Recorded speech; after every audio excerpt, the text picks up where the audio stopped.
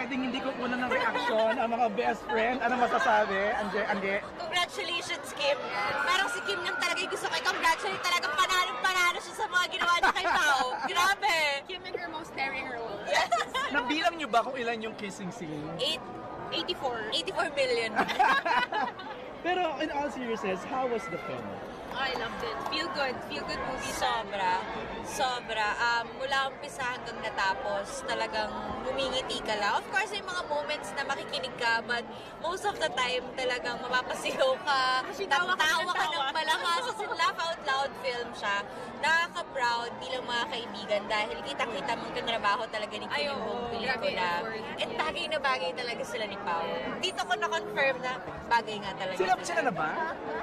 Friends daw. Sabi ko natin sa movie, friends. Pero ganun magalikan. Thank you, salamat.